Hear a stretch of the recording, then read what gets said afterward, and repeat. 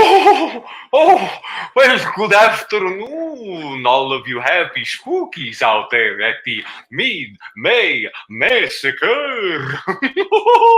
I'm so excited to be joining you this afternoon for this fun venture together as we discuss the most important issue and topic of 2021.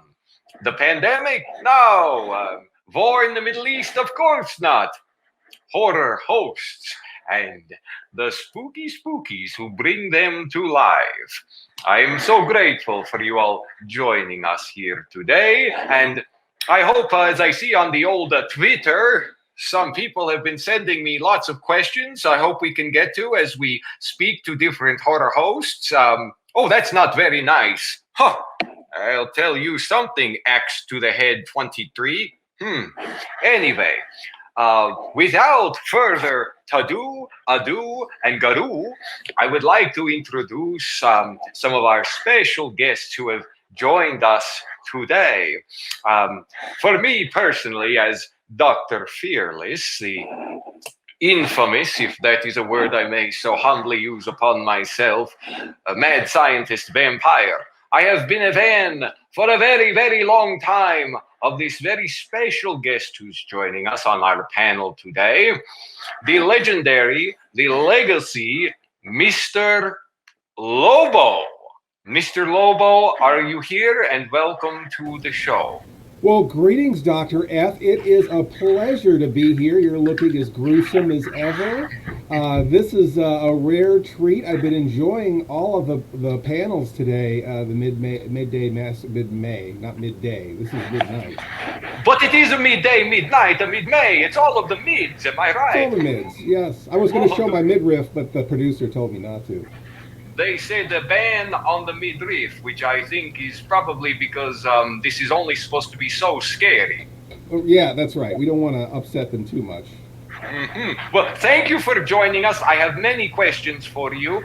I would like as well to welcome someone I've never had the privilege of speaking with before today. The Queen of Screams, the incredible, magnificent Malvolia. Welcome to the show. Wow, you look amazing. You are a sight, a vision. Oh, my dreams from afar. Please, welcome. Well, thank you, darling. It's nice to meet you. Thank you so much for joining us today. I look forward to picking your brain. I mean, you know what I mean. Questions about your life as a horror hostess. I hope you do. And I'm so excited.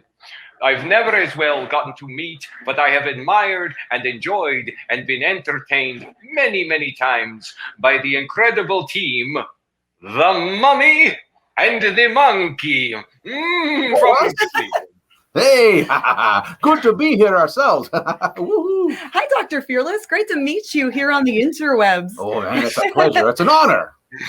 It is such an honor. The horror is all mine. You are looking as beautiful as ever. And, Mummy, you look great too, I must say. You look very good as well. Yes. Thank you. Now, one of my dear friends, someone whom I have celebrated the most hallowed of Halloweens, as well as many a night watching some of the greatest offerings cinema has ever presented, my dear friend from the sometimes very cold and sometimes very hot northern Midwest, Marlena Midnite of the Midnight Mausoleum. Welcome to the show, Marlena. Hi. Oh, hello. It is so good to see you, my fiend. It's good to see you too. And It's good to see everybody, actually. But it's most good to see me. Yes, definitely most good to see you, for sure, 100%. I didn't sharpen these for nothing, Marlena. I noticed. And you're looking dazzling. The set, the world, the magic that you conjure and create is something we all admire. So thank you for joining us today. Thanks. Thank you. Now, I must say that Dr. Fearless and his sometime friend, that David Dastmalchian guy that he gets to see sometimes, we are both very big fans, and we've never had the chance to speak with before today. Someone who is such a special spirit in the world of horror hosting and who recently got to connect with Dr. Fearless, someone who is a legend in his own right and who knows so very much about the history of horror, but more importantly, how to tickle Dr. Fearless's funny bone, which I've just replaced with the funny bone of a cadaver. Dr. Sarcofiguy himself. Welcome to the show, John. Hello there. How are you? Oh, you're looking wonderfully pale today. I love it. I laid out. That's what I love about a vampire. That you get any sun. Don't you ever get any sun? Yes. No, I tell you, the dermatologist recommended for me at least 3 hours a night under the dirt. The worms are doing wonders for my crow's feet. Yes, the crow's feet. Yes, indeed. Oh, let me make sure you make sure you get some maggots too. They're wonderful for the grooves. They're so good, and they keep my teeth clean. Now, yes, very good. Yes.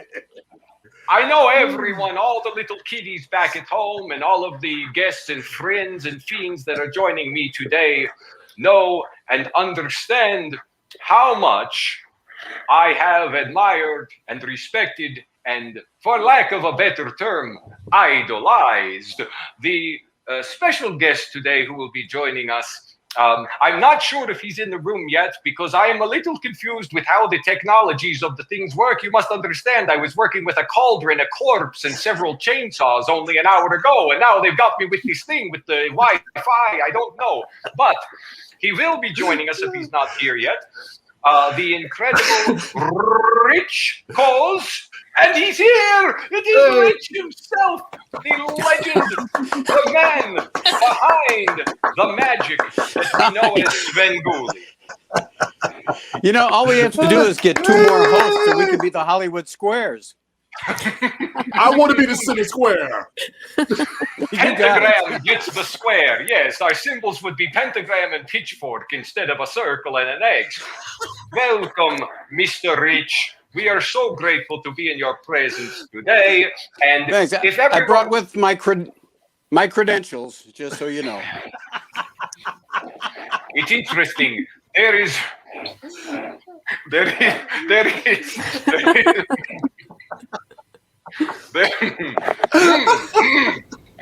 Dr. Fearless is very confused. You're just like Svengoolie's ugly cousin. I don't know. It's like you're like this David that small guy that hangs around. But we're grateful to have you too. Yes, the skin is just not there. Well, welcome everyone, and those of you watching from home. It is so exciting to have this group of amazing people, if that's what we will call them, gathered together. I would personally like to just share a little bit of Dr. Fearless's history with those of you watching, and then I have some questions for the panelists. I also have had some folks back in the Twitter reach out to see if I would ask some questions as well. But I wanted to start the conversation off. I'm just going to go from host to host. And if you don't mind, I could share this with our audience, but I think it's more interesting hearing from you. If you could talk about, if you remember, if you don't remember specifically, then what led up to the very first time that you donned the full persona of the majestic being that you had created, were becoming, had manifest. If you have a memory of that very first time, and if you don't, maybe the time that surrounded that time, we'd love to hear. And Mr. Cause, because I know you worked under the legend Jerry Bishop, and then you took over this incredible world that you created and took it to the stratosphere. If you could share with us a little bit about how that felt the first time that you got in front of the camera. Well, what led up to it was kind of odd, because when I did my auditions and got the job originally, I looked exactly like the original Svengoolie, Jerry G. Bishop. And they said, well, we think that's kind of a dated look now. Try something else. So I came up with something pretty close to what I wear now. And they were like, the program directors had to go, well, I still don't know. And at that point I said, well, guess what? This is it. And that we went into the studio and recorded the first show with that outfit. And I just remember there were guys on the crew there who had worked with Jerry G. Bishop, the original Svengoolie. So it was kind of cool to have the feeling that, here were the guys that were there with, my mentor and the guy that got me into the business. And they were, it was just a really cool feeling. That's amazing. That is incredible. Janet and Grimm, the Mummy and the Monkey, there is a very old tradition in the city from which you hail, and now that you're hosting on the interwebs every week, do you remember the first time, the first night, the first ritual in which you hit record and started your new journey as horror host? Do you remember that first experience? Well, there was a lot of booze involved, so it's a little hazy, but we'll try our best to, kind of... Do you mean boo like boo, or boo like boo, or boo like bleh? All of the above. I see. Yeah. We're working too long together, Decay. Yeah, so you want to talk about how you came up with your Decay character? Well, yeah, before I started horror hosting in 2013, I created a mummy character around 2010 for a charity zombie walk. And this was when all the zombie stuff was still really popular. And I thought, well, everyone's dressed like zombies. What could I do different but still be undead? And prior to that, I would attend Comic-Cons and anime conventions, and I was all into cosplay. So I created my own mummy character, Janet Decay. And that when you finally got the bead on a horror host position opened up, Yes. You used that character to fill the spot. Yes. So in 2013, before we were the Mummy and the Monkey, I helped host a public access cable show called The Daughter of the Ghoul. It wasn't our show, but Grimm and I helped with it. And after the show was canceled, we joined forces, and that's right. Here we are now. Yeah, and baby, I was just born this way. I don't know what to tell you. It's all in the bananas. Now, may I ask, was there one particular inspiration? We know for Mr. Coles that the OG Svengoolie was, and we're going to get to Mr. Lobo and everyone else's inspirations. Was there one singular inspiration, or was it many for you? Well, as you stated, Cleveland has a plethora of horror hosts, late night horror hosts that go back to the mid 1960s. We had Ghoulardi, and then Big Chuck and Houlihan, and then Big Chuck and Little John, and the Ghoul super host. So I was a child of the 60s and 70s and 80s, and I grew up with all those guys, and they influenced me pretty much. So it was like a combination of all of those. Marvelous. Yeah. I see. Same. It's not just one. There's multiple. Like I used to watch Big Chuck and Little John. I used to watch The Ghoul when he was on WBNX. Other horror hosts I would look up online, or if I got the cable channel, sometimes I would watch Elvira as a kid. But hail Elvira. Yes. Yeah, it's a combination of many, different things that I love. And as a kid, I was obsessed with ancient Egyptian things and like the mummification process, and of course the mummy movies. When they scrape the brain out of a mummy, they go up through the nose, much like my 3-year-old when she's trying to pick a big juicy booger. Now, my inspiration was before Svengoolie. It was Cremation Mortem in Kansas City, and if she is watching from the crypt right now, Cremation, I'm sending you so many kisses and sloppy, bloody fang bites on your neck. Now, next, I'd like to ask Mr. Lobo, you have been presenting what should be a classic cinema that very often gets replaced by maybe not so classic cinema at the last second for quite a long time. And I have been enjoying your contribution to the macabre for many years. Could you tell us about the first experience that if you can remember or recall, or if I have to hypnotize you and send you back there, the very first time that you became Mr. Lobo for an audience? The very first time for an audience or for television? For television, thank you. Okay.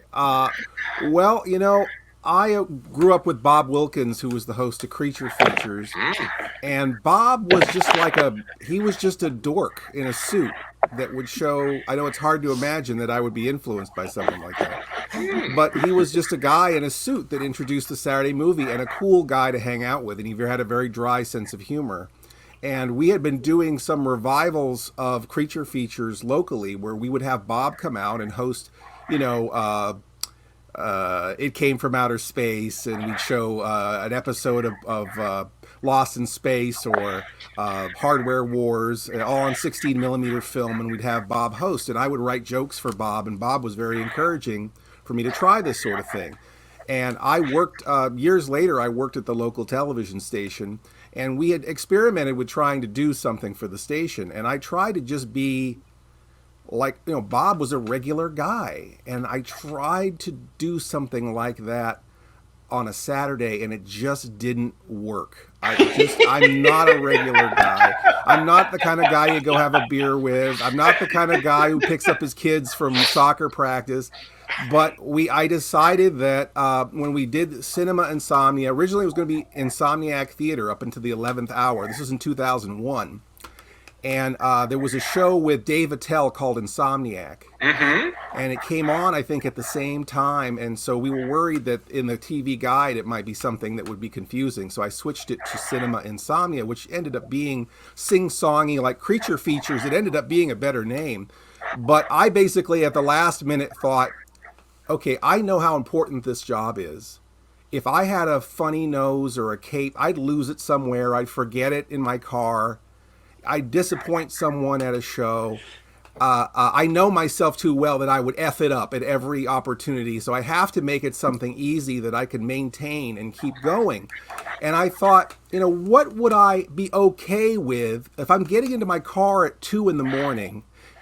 Do I want to hear, hey, Uncle Spooky Pants, yeah, I saw the movie last Saturday? Or do I want to hear, hey, Mr. Lobo, I saw and I thought, well, if I'm Mr. Lobo, I could be someone's geometry teacher, So I thought, Lobo is my given last name, and I just thought it sounded made up, which was good enough, and it allowed me to be somewhere in that twilight between playing a character and being the weird self that I am. So that's that. Something I've always appreciated about your presentation style is that it is definitely, I feel like someone that might live down the block as opposed to someone who might live down at the morgue, or like me, perhaps underneath your house in a small space. But you have you've made many wonderful contributions to the work of the horror host, and the birth control glasses that you've always adorned have prevented many children from being conceived, because that's just the way it works. Now, moving on to someone I'd like to ask about their first time, because we've never spoken about this, and I like talking about the first time. The first time I beat, the first time I threw, the first time I decapitated my dear friend Marlena. Now, I know it has been quite a journey for you, and in many ways it feels like you're just beginning. You're just starting to soar out of the belfry, but yet you've been doing this for a bit of a bad minute. Could you tell us about that? Do you remember? Was it scary? Was it enthralling? Did it make you want to suck some blood? The very first time that you really did the Midnight Mausoleum. Well, I guess so. All those things. You just said like 100 words. I did. So it was like in late 2018, I think, early 2000 or 2008, 2009, and we just kind of decided we were going to be horror hosts, and that was kind of all there is to it. So we just ran with it and just put on a bunch of makeup and went for it. Was Wolfred always a friend of yours, or was Wolfred someone that came along once you started doing your presentations? No, Wolfred and Franklin have been there since day one. Franklin as well. They both were there from the very first broadcast. Right, and we didn't know it was going to last for 12 years.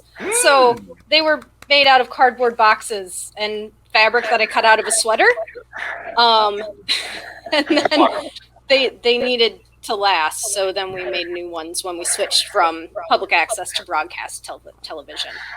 Well, congratulations to you, my fiend. I see great things on your horizon. I see dismembered limbs. I see bloody corpses. And I see many, many wonderful, successful years for you.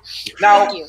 I would like to ask if Malvolia, the scream that you provide for the world, now that we have the power of the internet, can you tell our audience who's watching today, the first time that you broadcast, was that out of New York, and was it on the interwebs? Was it live from a crypt? Was it on television? Can you tell us how that first experience went connecting with your audience? Yes, well, it's from my lair in Los lair. Angeles. Mhm. Yes. And it was terrorizing and terrifying.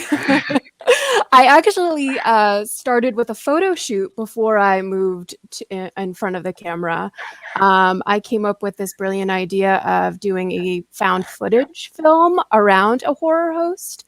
And so I wanted to make her real. So I did this fabulous photo shoot and just kind of threw it out into the world, based the character off of Vampira and Morticia Addams. And yeah, she stuck. I never made the feature film, and I'm still hosting to this day. Don't we feel like, my fellow hosts, I think this may be a good reason in a future year that we all gather together and help Malvolia complete her dream of making the film in which we all feast on the blood of innocent victims and watch terrible movies together. I didn't say terrible. Malvolia, one last question. Were you always a fan of, as they call it in the biz, the genre? Oh yes, it was like embedded in me at birth. My father was a huge horror fan, so I had no choice. I was with it from the beginning. Me as well. I was born with a tattoo actually on my scalp, and it looks like 3 numbers. I believe it's 3. I can't see anything. Mr. Dimes, Doctor, the other doctor on the panel with me. I'm not sure where you got your degree, but Dr. Sarcofiguy, could you tell us about the beginning, the start, the genesis of this wonderful horror host journey you've been on? Well, after I broke up with Harriet Tubman because I wanted to put a dining car on the Underground Railroad, I ultimately got out of my depression sometime around 1995, where I decided, I appreciate that. Sometime around 1995, the co-producer, I guess you could say actually produced and directed and edited and everything, and I just basically ad-libbed everything on the spooky movie show back in 95.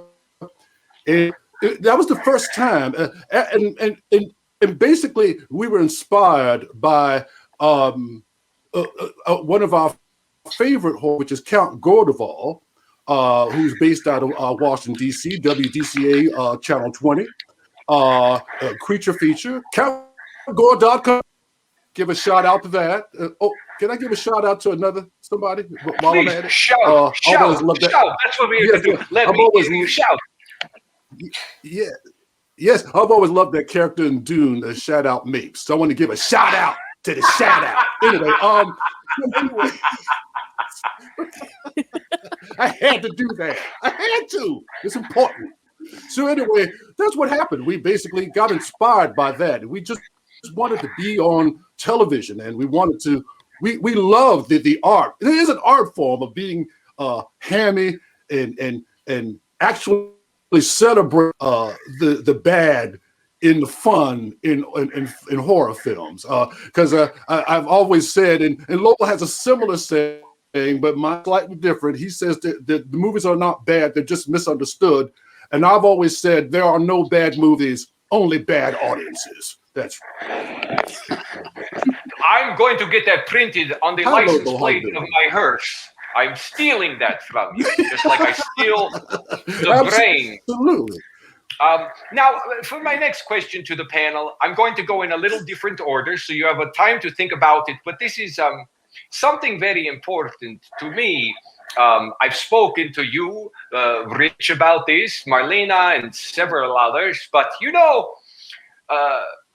the experience of watching the movie in the community, whether you're in the same cellar or dungeon or morgue as the horror host who's presenting it or not, even if you're sitting in your little living room back at home, hiding under the blankets, there's a feeling of connection that you get with your fellow viewers and your host. And there was, for some of us who were children watching the scary movies, this wonderful sense of the host keeping me safe when I was little. And as I grew up and went through some more difficult times in my life, I felt like the host were always there to keep me safe and to make me giggle at myself or laugh. And I wonder if there's ever been an interaction with one of your fans that was perhaps especially meaningful to you over the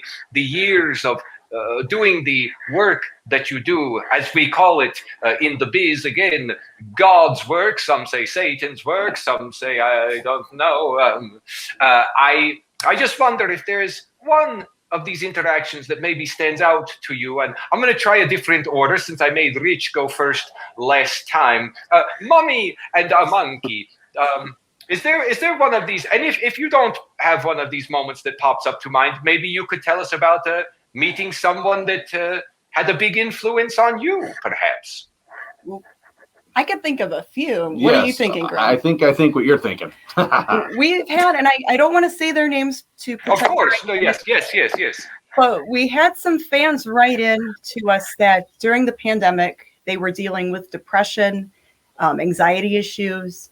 We had one person tell us that they were suicidal and that the show made them feel better, that it cheered them up every week. It was something for them to look forward to watch a crappy movie with the sound effects grim through in there. Well, I would even say that before even the pandemic, we had a similar situation where someone just said, hey, can you, on your next broadcast, can you like mention so-and-so's name? And because they'll be watching and that really pulled them out of a funk that they were in. I mean, something that was pretty serious. And I mean, who knows? I mean, you never know how you affect people sometimes. Yeah, like we had no idea. It was just like, we weren't shocked to even get a message like that. Yeah, or the letter that you received from the one friend and you just started bawling, Yeah.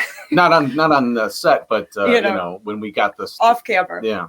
That's beautiful. I love this because it is something that everyone who's watching this panel right now and who's tuned in knows and understands what Dr. Fearless loves so much about what each of you do. For me, personally, as I said, my dear hero and fiend, Cremation Mortem, as well, my dear fiend, the incredible Svengoolie.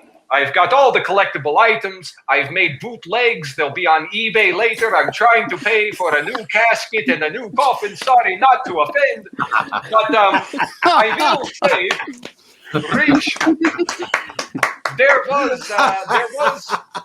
there was a moment from Dr. Fearless, in all seriousness, that your show was really very important, and it continues to be. And it doesn't have to be serious, but because mine feels like it is a little more, it really got me through some tough times. But whatever, I'm sure you have so many fan moments over the years. But is there one maybe that stands out to you that really touched you or that you thought was quite funny or beautiful, Rich? Well, sure. Just like the Mummy and the Monkey, we've had people get in touch with us who are, suicidal or who just feel like they have no friends and they're very alone. And, you try to reach out to those people. One thing I remember is somebody who contacted me about their father who was going to be terminal with cancer. And, one of the things that he enjoyed every week was, tuning in just to see my show. And I got a chance to speak with him and you never know what to say because, you hope that things will turn out well, but even that sometimes there's no chance of that. So you just show support and show caring, and it just it really gets to you. I know every time I do appearances now, people come up to me and they thank me for what I do, and I'm sure that happens with the rest of you guys as well. And it's like, you know, I'm doing this because I love doing it, and you know, and it's a job as well. But the fact that people are thanking me for doing it just blows me away, and it shows how much this really means to the people who are tuning in to see us. I know we've talked before. I always feel like people feel safer, like you say, because they know it's like riding a roller coaster at a theme park. You know, they know they're going to be scared, but when it's all over, they're not going to be hurt, and they're going to be fine. And you know, and you were there with them through the whole thing, kind of, you know, holding their hand or maybe giving a little comic relief. And it means a lot when you hear that from people. Yeah, Nanette, our viewer, just said thank you because Svengoolie helped get her through the pandemic. And many of our viewers who are watching have been sending messages to me saying this.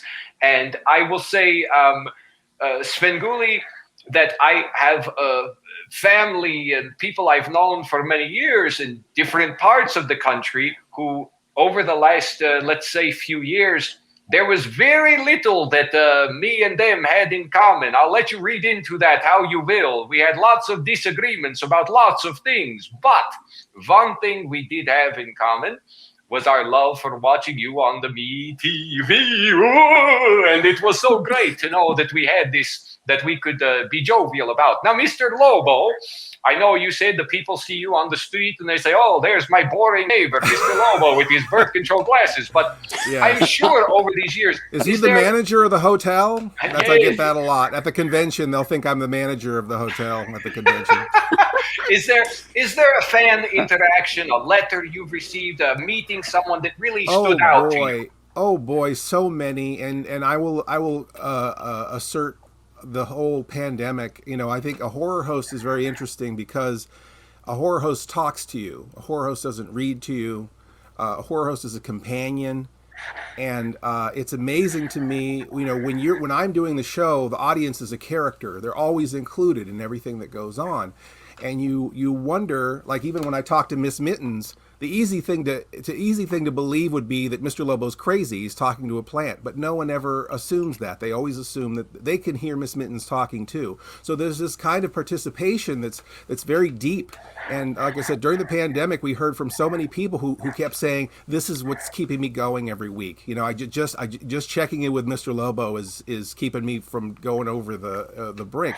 But the one I can think of that was really extra special. This was when I was on in syndication, and one of the stations I was on, I wish I were closer because I would have just driven to see these people, but in Monroe, Louisiana, and this is a very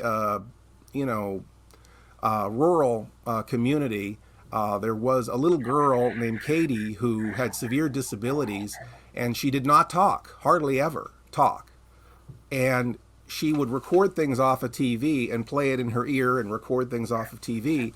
And then one day she went, I wonder what Mr. Lobo's going to show me tonight. And her parents flipped. And they contacted me, and we sent her a T-shirt, and she wore that T-shirt. She had to wash it on Wednesday, and she couldn't wear it to church. So other than Wednesday and Sunday, she wore that T-shirt every day. Wow. And she ultimately passed because of her disabilities. And so I never really got to meet her in person. But in driving across country, Katie's parents asked me to swing by their place. And we did, and it was the most beautiful thing I've ever experienced, to see Katie's room just as it was 10 years prior, with all of, Mr. Lobo's fan club kit on the wall and newspaper clippings and her little tape recorder. And it was just wrenched my heart out. But it was so wonderful to connect with the family and experience that, and it really gives value to our work, a value that is amazing, because you get to be part of someone's family. They invite you into their home, and it's a huge responsibility. It is, and I will say to all of you on this panel, the detail that each of you puts into your work, from the fez that we would normally see, from the set building. I know I've been to Berlin. I've seen what goes on, with Svengoolie's incredible detailed work, and knowing Marlena and seeing the effort that the people who are watching don't see, the behind the scenes, how much love and care is poured into every piece of cobweb, every dusted plant leaf. Speaking of Marlena, do you have a moment? I know you do appearances, and you've had fan males and you've had fan females. Is there one that really, something that might stand out to you? We've had a few families that have said at various appearances, they've come up to us, and it's like younger people and then like older people, obviously, who are their parents. They're not going to be the same age. That'd be real weird. But they, they're like, oh, like we didn't ever like have any common ground, but I like your show and they like your show, and now we watch it together. And so like, it's really nice that you can bring people together. And we've gotten pretty close to some of our fans, even during the pandemic. We haven't been doing a lot of new content, but safely we have had like a couple who are really close to us, like come to the set just so they could like hang out and like, be with us. You guys know who you are. And, I think they were happy because they were maybe feeling a little bit down and lonely, and they were kind of close. So I think, I don't know. Yeah, they seemed pretty happy about it. I can't wait to come visit the mausoleum in person. And also, I will say that during the pandemic, in one of my more depressing lockdowns of isolation, I had my Marlena DVDs, which kept me very company and very good company. And you make me laugh, which is hard to do. Dr. Fearless does not laugh. He feels no fear and no emotions. It's very true. I wonder if Malvolia, can you refresh my memory how long it is that you have been hosting, and if over that time period there was an interaction, or maybe you met someone that it just had an impact on your journey? Yes, I think I'm like the baby of the group. I started in 2017, so I'm fairly new. Little baby. But one of the most memorable things was when I was first starting out. I went to Son of Monsterpalooza, and I was dressed as Malvolia. I was walking around with a horror site, and we bumped into John Cassier, and I was not allowed to watch Elvira growing up, so I snuck and watched The Crypt Keeper. And when we bumped into him, he kind of, took a stumble back, and I got 2 thumbs up for my dress. And so for me, that was just a really great, memorable moment, because here this person was, I was watching them when I was so young, kind of be like, yeah, cool, you got this. And I don't know, it made me feel good. So it's a beautiful moment. I remember I spent my childhood every Halloween entering the scary story short contest for Cremation Mortem, and if you won, you got to go in a hearse to the Edge of Hell haunted house, and I never won. But finally, many years later, I actually met Crematia in person. She was so kind to me. She did not bite too hard, and she gave me the prize package, which I had coveted for probably, oh my gosh, at that point, 4 decades. Although Dr. Fearless, of course, has been alive for 40 decades. I'm 413 now. So anyway, my fellow doctor, Dr. Sarcofiguy, as you represent a very special place in the iconography of horror hosting. There have not been many African-American horror hosts, and you have created such a unique, special place. But I will say that of the fellow horror host fans, who are white, who are black, who are of many colors, but especially some of my black friends, you've had a very special impact on their journey. Whether or not their race impacts it, I'm sure you have had interactions with people who your presence has meant something special to them in their journey. I wonder if you'd be so kind as to dig into your recesses of your memory and pull something out of the back of your brain, that little hole that you've got back there. Well, I like to think of myself not as an African American, but a pigment or one of the hue endowed. So just keep that in mind. But Yes. some of the yes, there's two memories that stand out immediately. I can only say their first names and of the kids. The parents will know who they are. Back many years ago, because this kid is, I don't know how old he is right now, but Ian. So you know when I say Ian, he's just the cutest little boy. And the first time he wanted to wear my fez, so I put my fez on his head, and it almost engulfed his little skull, and it was the most adorable thing. And I want to let him know I remember that. And the other memory, fairly memory, last year for Christmas. Andrew, now you know who you are because the daddy knows who you are because I just said your name. Sent Dr. Sarcofiguy something specific for no particular reason. The father said, I don't know why he chose this particular DVD for you. Second Wars, and he chose it for me. And the dad says he won't tell me why he said this movie specific to you, but it.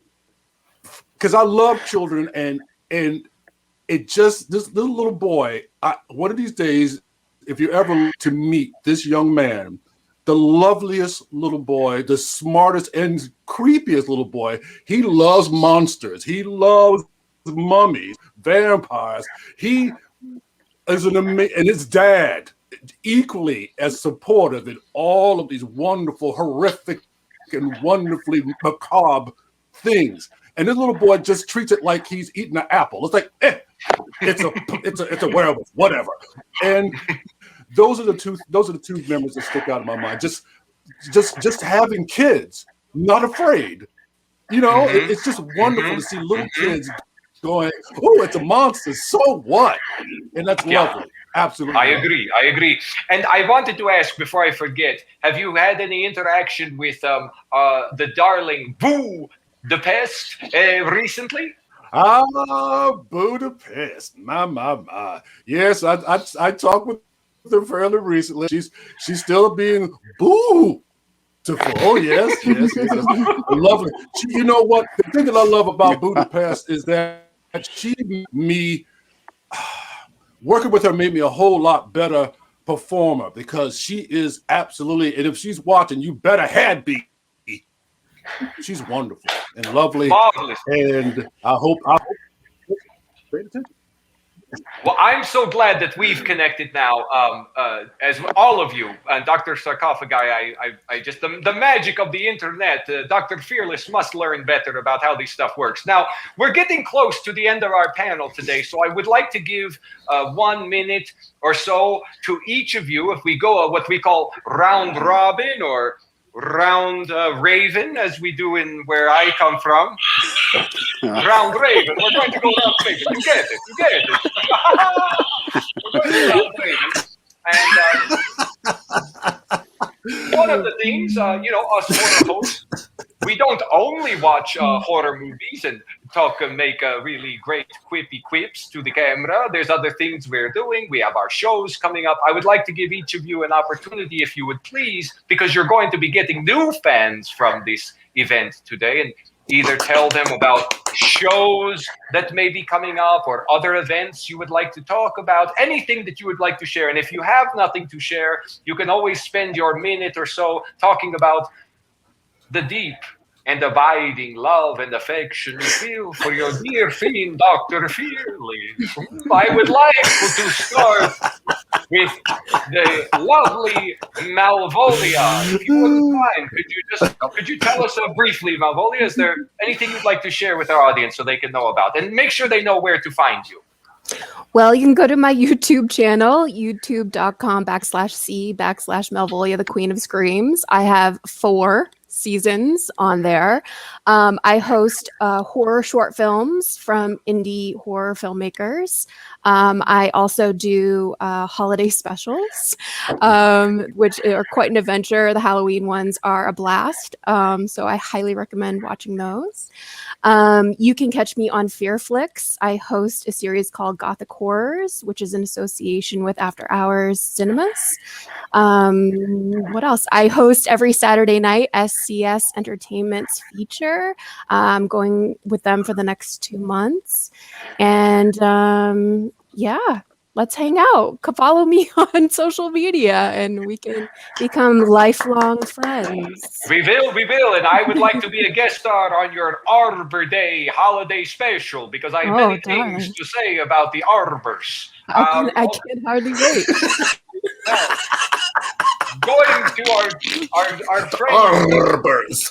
Arbor, Mummy and the Monkey, would you please share with all our wonderful viewers today something you'd like them to make sure they know about that's happening in your lives, your deaths, or whatever? Whatever. So we have some whatevers for you. We live stream every Friday night at 10 p.m. Eastern on our Facebook fan page, The Mummy and the Monkey. And then we also have a YouTube channel, The Mummy and the Monkey, where we have an after party talk show. Our Facebook show is the Harry Scary Hangout. Our YouTube is the Harry Scary Hangover. And like how we're live in front of the camera right now, that's how we horror host. We just talk to the audience in front of the camera, and our skits are pre-recorded. That's right. And when I'm not monkeying around, I'm up there drawing. And hey, I got something special for you there, Dr. Fearless. You recognize these guys? Look at that. Oh, wow. That's freaking awesome, dude. Oh, my God. I love that. Hey, you're out of character there. Yeah, I did that.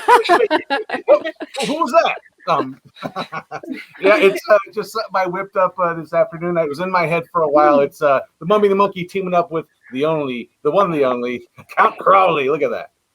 I love the that is so cool. It makes me drool on the ghoul. I'm telling you, I'm going to be getting my bat wings later, flying over to your house and stealing that. I can open windows as long as you let me in by unlocking the latch. I'm allowed to come in. If you just unlock it, I can come in. That's all. There's the only rule. I'm coming.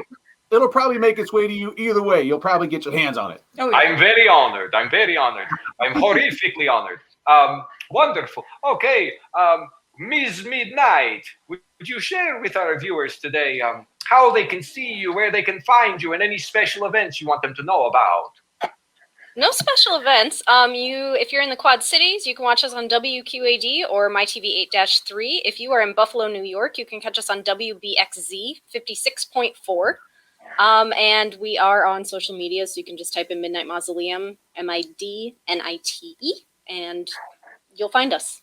Marvelous. And your previous episodes can be found. You have a YouTube page as well? We do have a YouTube page, and sometimes stuff pops up there, but it's not a constant. And so everyone who's watching, find all of these names, because I believe everyone here has a Facebook of some kind that they need to be following for good updates. Yes. Okay, Mr. Lobo, would you please share with our viewers what's happening? What's happening, Mr. Lobo? Yes, I'd like to make my demands now, or I'm going to start killing hostages. Thank you. No, actually, I guess the main place you can see me is on my Roku channel, OSI74. Which is a free channel for Roku. There's a lot of other horror hosts on there. You might see some of the people, you might see Dr. Sarcofiguy once in a while pop up on there, or some other notable horror hosts. I do have a Twitch stream that I'll be doing tonight on Twitch, Cinema Insomnia on Twitch. We usually show a double feature every Saturday night, and I pop in for Q&A. We have a Cinema Insomnia YouTube page. We have the OSI74.com. You can watch the stuff. Amazon. There's a few episodes on Amazon. We're gonna get this content to you wherever you're hiding. So we hope that you come find Cinema Insomnia or OSI 74. I've been doing this show for 20 years now, and we've got a brand new episode premiering at the end of the month. And I'll also be at the Mahoning Drive-In showing Critters and Critters 2, the two best Critters films for my money, for Creature Feature Friday, June 18th. So hopefully we'll see you there, or any number of events. And it's been an absolute pleasure to be here with all of you. I admire all of you for different reasons. I've been watching all of you, and it's just amazing to see the tradition, how rich it's become. And I feel like we are in a new golden age of hosts, and it's an honor to be a part of it with all of you. Yes, it is. Thank you, Mr. Lobo. The rich history, which is oh so much more rich, thanks to the rich talent of the great... Good segue. Rich Cause, the incredible, the indomitable, the unstoppable, the indefatigable, the smells good Svengoolie. Please tell us, if anyone who's watching doesn't know where, although I'd be surprised, please tell us where we can see you, where we can find you, and anything else we need to know. This is the round robin or the round raven or the... Yes. Yeah, we're on every Saturday night on the MeTV network. If you're not sure if you get us or not, go to metv.com, click on where to watch, and just enter your zip code, and it'll tell you what stations have our channel on it. Tonight, we have a movie I've been trying to get for years, and we finally did, Fiend Without a Face. And I'm really happy that we're showing that tonight. We've been shooting... Thank you. We've been shooting here in my home since the pandemic began, and it's been very frustrating and limiting, but we've still been cranking out shows that way. Hopefully we'll be back in the studio soon, and I'm hoping that later this year we'll be able to go out and do appearances again. So just crossing my fingers on that. And one of my friends just recently reminded me that I've actually been in broadcasting for about 50 years now, and you think by now I would know better. But it's so cool that, I tell people I became an overnight success in 40 years. So what are you supposed to do? And it's so cool to see all of you here and to know, you guys are helping to keep horror hosting alive and doing a great job at it.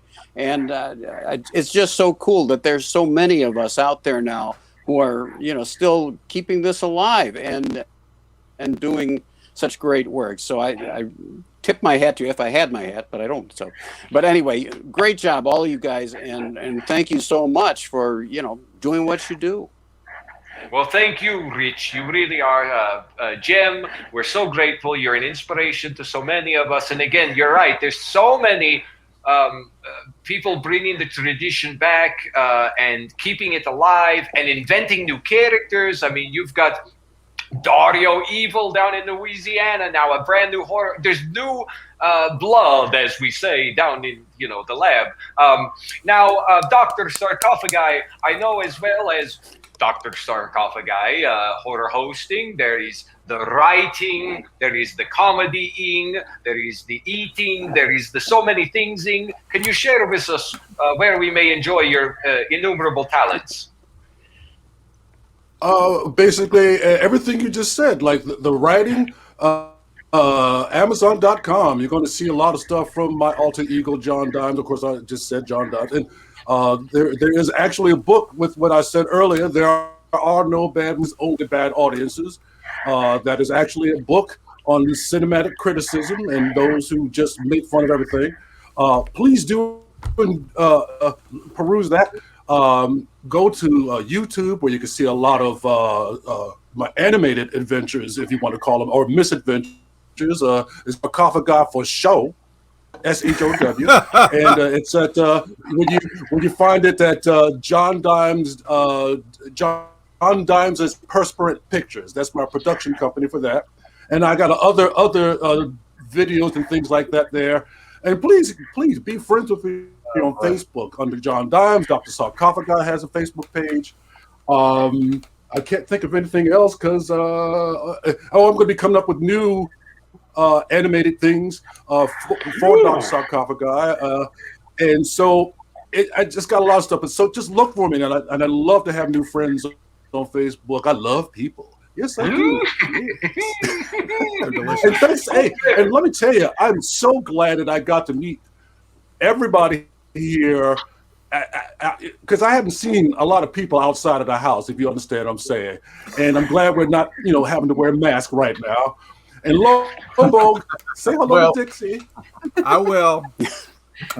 I cannot thank you all enough. I have to get put back into the chains in just a moment, but I'm sorry to those of you watching. We didn't get to your questions, so any of the hosts that are on the panel right now, the most common question I received was if you had a favorite horror film or film that you like to broadcast. So you can go on your Twitter, everybody who's watching, go and follow all of these people on their Twitter, on their Instagram, their Facebook, and maybe they will post the answer to this. Yes, and I just, from the bottom of my decrepit heart, I want to thank you all. It means so much to me. I'm so grateful to you.